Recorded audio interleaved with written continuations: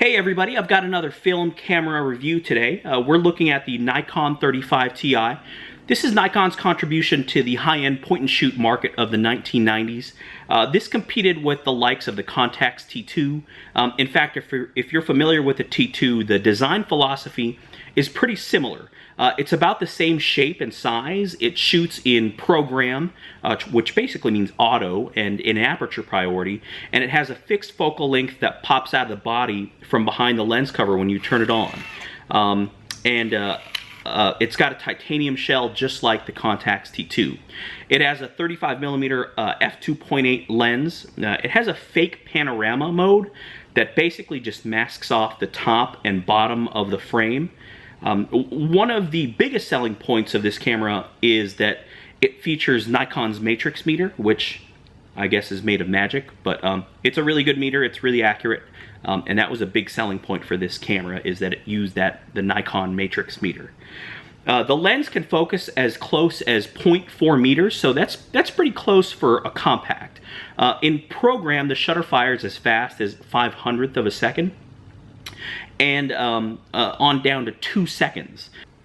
All film functions are automatic. It advances automatically after each shot, and it rewinds automatically at the end of the roll. One strange thing about this camera is that it doesn't automatically take up the leader when you load the film and you close the back, like many other compact cameras do. You actually have to load the film, close the back, turn it on, and press the shutter button once. Only then will it take up the leader. When I first got this camera, I thought that it may have been broken because it didn't do that automatically. I pressed the shutter, it took up the leader just fine, and after downloading the manual after the fact, I found out this is a normal thing. I've seen that feature on very few other cameras. In fact, there's only one camera I can think of that does that at the moment. I'm sure there are more, but I know that the Konica Big Mini does that. I don't really understand why Nikon made that decision. I don't see any real advantages to it, but whatever. It works all the same.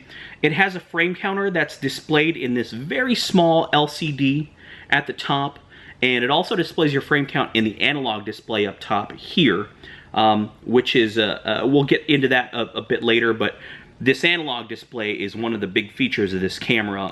You know, it's really cool looking, and one of the reasons people really are drawn to this camera, but we'll talk more about that later. It has exposure compensation, which is one of my personal favorite features on a compact. It's adjustable from +2 to -2 in third stop increments. It's got a self-timer, flash, a date imprint function. You can customize with the date and the time. And it uses the somewhat pricey CR123 battery. It's a 3-volt battery. It reads DX codes automatically from the film cassette, from ISO 25 on up to 5000. And if you load a film cassette that doesn't have a DX code, like a bulk loaded roll, it defaults to ISO 100. You cannot manually select ISO values like you can on a Fujifilm Class, the Class S or the Class W, which I also reviewed if you check out my other videos on the channel. So let's talk about program mode. It basically means auto, which means the camera chooses the aperture size and the shutter speed for you. Nikon actually calls this flexible program.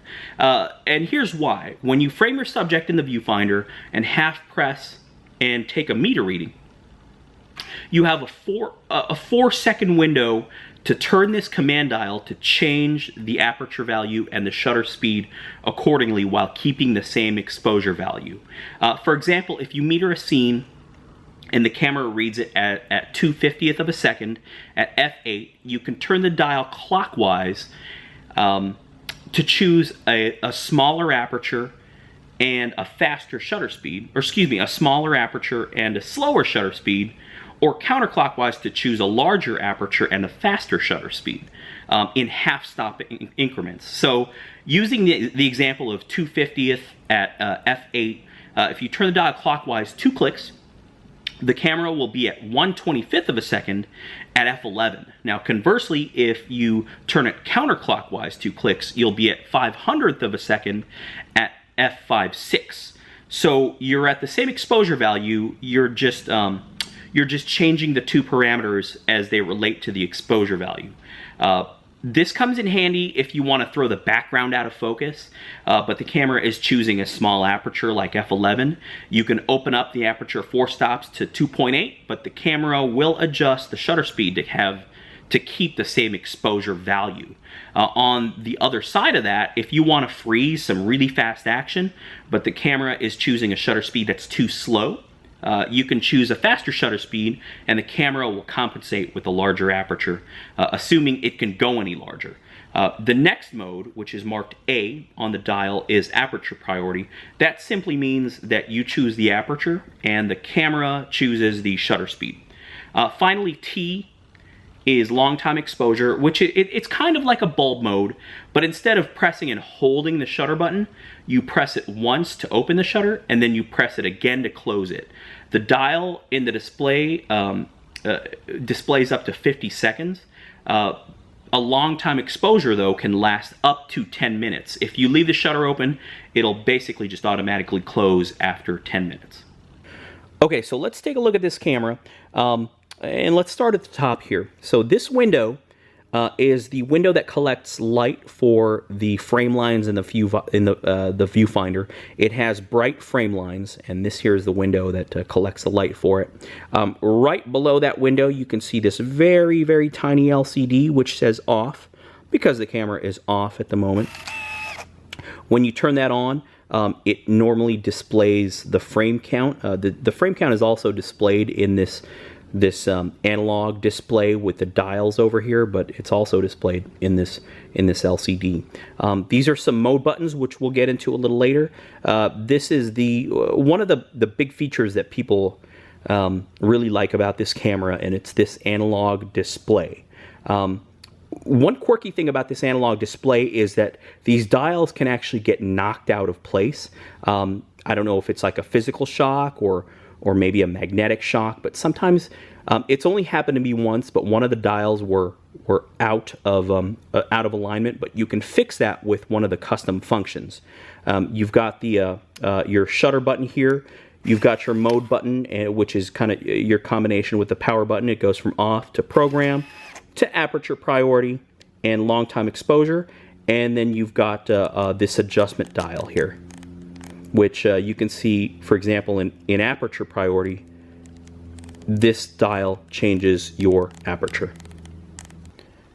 Okay, so let's talk about these mode dials. This mode dial that's labeled AF, it basically adjusts your focus. So by default, this dial all the way on the left is your focus dial. It's right now set on autofocus, so if you want to just use autofocus, just leave it in that position, and the camera will autofocus for you. But if you want to manually focus or preset your focus, then you hold down this button, and then you spin this command dial. And if you notice that dial all the way on the left moving, you know that setting starts out at a mountain, which is basically infinity, and then you can set it all the way down to 0.4 meters.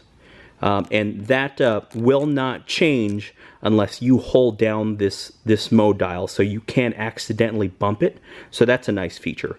So that's how you change your focus. This next mode button is your self timer. It's also a lamp. I don't know if you can see it there, but a lamp glows in the analog display. A red LED also lights up in this light collecting window for the viewfinder that lights up the bright frame lines in the viewfinder red if you're in a dark situation. And then this mode button at the bottom is your exposure compensation dial, and the exposure compensation is shown in this middle dial here. Just like the focus, you hold down that button and then you change your exposure compensation using this command dial over here. And you cannot bump that unless you hold this dial. So again, you cannot accidentally bump it unless you hold down this dial. And then you've got your power off, First position is off, and then program, which is auto. A means aperture priority, and T, which is long time exposure. And then we talked about this command dial here. And obviously this analog display here, one of the main reasons that people are drawn to this camera. It's really cool looking. It's kind of designed like a precision timepiece, if you will. Looks like a really nice watch. This on the left is focus. This is your exposure compensation. This is your aperture. If you're in program and you half press to take a meter reading and focus, you can see those needles move to tell you, this is where the camera is focusing, and this is the aperture value that is being chosen. And then this dial up at the very center top, that's your frame counter. The frame counter also shows up in this LCD over here. It's really tiny, but you do have this over here. It's nice to see that at a glance. Okay, so let's take a look at the front. It's pretty simple. You've got your viewfinder window, your autofocus and meter windows here. You've got the lens, which when you turn it off, it retracts, and a lens cover flips into place. So that's nice that you've got that protection when the camera is off. And obviously you've got the flash. Now these buttons right here are the flash on and the flash cancel button. So in its default mode, the camera's flash is basically in auto mode. You can change that in the custom functions, which we're going to talk about later. But in auto mode, basically with this button, if you hold that button down, then it's going to force the flash on. There's no forced flash mode like in other cameras. You just have to hold that button and then take your exposure, and the flash will go off. Now this button underneath it, that's the flash cancel button. So if you definitely do not want the flash to go off, then you would hold that button. So these don't they don't remember their positions, if you will, so you do have to hold them when you take the exposure. Moving on to the back here, you've got your mode and set buttons. This is how you set your custom functions and your date, which we'll talk about the custom functions a little later. This is the Panorama Switch. Again, it's a fake Panorama Mode. It basically masks off the top and bottom of the frame. So it's not an actual panorama. It doesn't cover more of the negative. It actually cuts off the top and bottom of the negative. And you've got the window here that lets you see your film cassette. Into the back here, it's pretty standard stuff. The cassette loads over here, and the take-up spool is over here on the left side. On the right-hand side, this is the film door release. So you lift this up and twist it, and this thing pops open. On the bottom, you've got your tripod mount. This is your mid-roll rewind and your battery compartment. And on the left side here, this is your red eye reduction switch. I usually just keep that in off, but I rarely use the flash, so I don't worry about red eye a whole lot, but that is there if you want it to eliminate red eye. There will be a pre-flash that will help eliminate red eye if you switch that on. Okay, so let's talk about the custom functions. There are 6 of them. If you want to play with the custom functions, I really recommend that you get a copy of the manual online. I will link that below because getting into the custom function menu is kind of complicated, and it's kind of tricky at first, but it's done using a combination of button presses, using this mode button, holding down this mode button as you turn them on. But I won't go into that. You can play with that if you get the manual. Again, I will link that manual below. It goes into how you get into the custom function mode. But I do want to talk about the custom functions and what they do. Custom function 1 is the flash mode. You can have the flash default to auto or always off. So bear in mind, whichever custom function you choose, you can still use the flash on and flash cancel buttons on the front of the camera. So if you have it defaulted to off, but you want the flash to go off for a particular exposure, you can press this flash on button as you take the exposure. You do have to hold down that flash on button. If you have the camera default to auto flash and you want to cancel the flash for just one exposure, then you would press this button here. But custom function 1 is the flash mode. It'll remember that flash mode to either be auto or off, and it will remember that position. Custom function 2 is the metering mode. It's got Nikon's matrix meter, or you can use center weighted metering. I just keep it on Nikon's matrix meter. It does a good enough job, so I just keep it where it is. Custom function 3 is the Viewfinder LCD displays. In the Viewfinder, it displays either shutter or aperture. You have to choose one. You can't choose both, so you have to go into the custom function to choose which value you want represented when you look through the Viewfinder and you take a shot. 4 is the date and time imprint. The options you have are to have the date imprinted on all the frames, or just the first frame of the roll, or just the first shot of the day, and finally you can choose to have it off completely. Custom function 5 is the analog display reset. I talked about the analog displays. Sometimes these dials can get knocked out of position, out of their default position, and if they do, you can actually reset them with the custom function. I actually had to do that with this camera once. One of these dials was kind of off of its display of its default position, and I thought it may have been broken, but lo and behold, you can adjust that with the custom function. And then finally, custom function 6 is you can choose to have the panorama frame marks in the viewfinder on or off. So if you have no plans to use the panorama mode, which again, it's a fake panorama mode, it just masks the top and bottom of the frame, you can have the frame marks in the viewfinder just shut off so that they don't interrupt your view whatsoever. So that's pretty much the tech of this camera. As far as point and shoots go, this is by far one of the most complicated, feature-rich, if you want to use that marketing speak, cameras I've ever handled. It's not hard to use. It's that it has so many features to choose from, and it's highly customizable. For the most part, if you leave those features alone, you can just use it as a true point and shoot without ever having to worry about those features. The lens is perfect for me as far as focal lengths go. I love the 35 millimeter focal length. I think it's just wide enough. I've always thought 50 was a little too tight. It's not too long, it's slightly wide without getting into the super wide territory. For those of you that like wider lenses, Nikon does make a 28Ti, which has a 28 millimeter lens. The rendering of the lens is great. It's sharp. It's really resistant to flare. That coating is really nice. Purple fringing is really well controlled. I saw so little of it, even in some really challenging situations. Autofocus is a tad on the slow side. I mean, it's a point and shoot.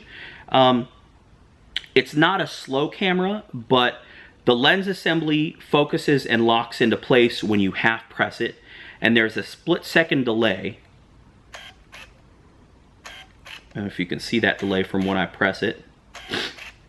And that delay kind of calls attention to itself. However, the autofocus is accurate.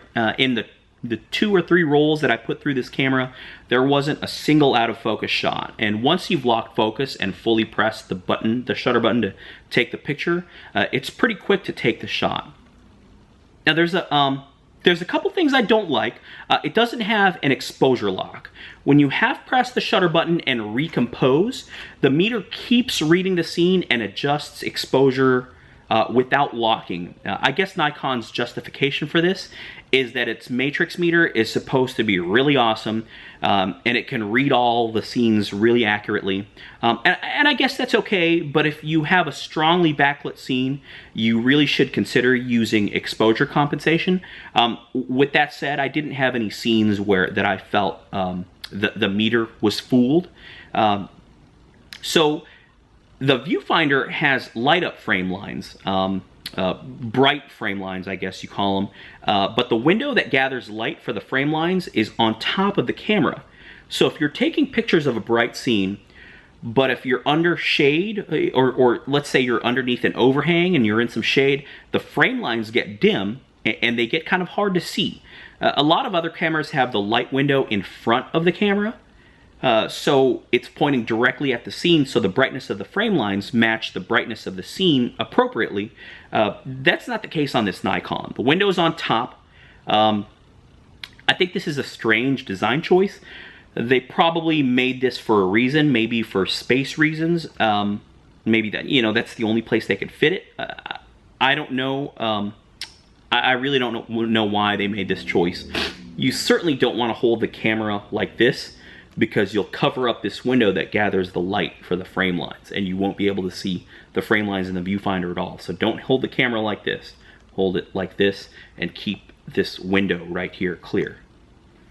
The analog display is really nice to look at. It's really beautifully designed, but it doesn't serve a purpose in real-world shooting if you're shooting in program or auto, because you need to take your eye out of the viewfinder to look at what the display is telling you. The numbers are pretty tiny, so you need to bring them fairly close to your face to read them. It's really beautiful design, but I think it's really more novel than useful in a point and shoot, especially if you're just using this purely as a point and shoot.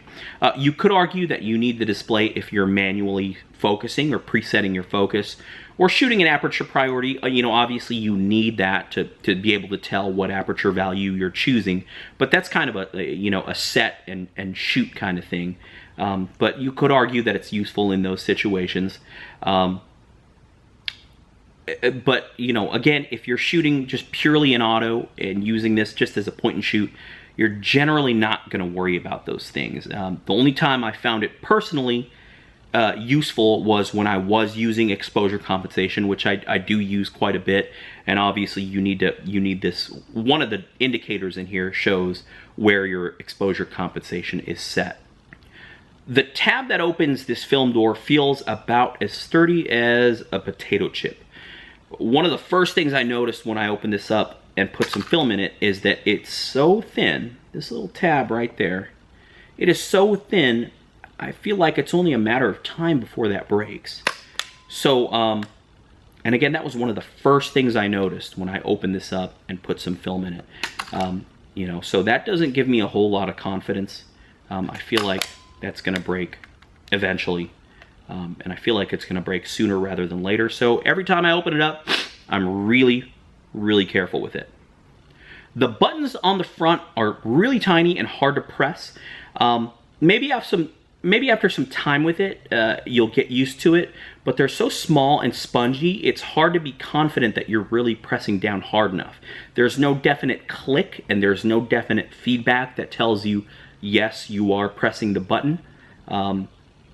And so that can kind of be a little strange until you really get used to feeling these. But they are fairly tiny, so if you've got big hands, you just be warned about these flash cancel and flash on buttons on the front.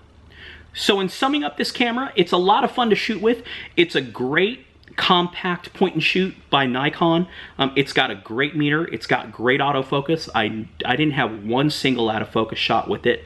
That meter really does, it works really well. I had a couple of situations where I thought the meter might be fooled, but it exposed the shot wonderfully. You know, it doesn't hurt that I'm shooting with color negative film, so there's a lot of latitude there anyway, but the matrix meter really does work well. It's really sturdy. I've got a lot of confidence just hanging this around my neck or hanging it from my wrist and walking around with it. It's really fun and really easy to use. You know, you could dive into those custom functions, and there's a lot of them, like we talked about. But for the most part, once you set those to how you want it, or if you even leave those custom functions alone, it operates as easily as any other point and shoot on the market. And you know, the lens is really sharp. It's a great focal length. It's fairly fast at 2.8, and I highly recommend trying one of these out. Well, thanks for watching this review, guys. I really appreciate you guys taking the time to watch it. If you like this kind of stuff, please subscribe to my channel and check out my website. There's a link below, and I appreciate you watching, and I appreciate your support. Until next time, thanks very much.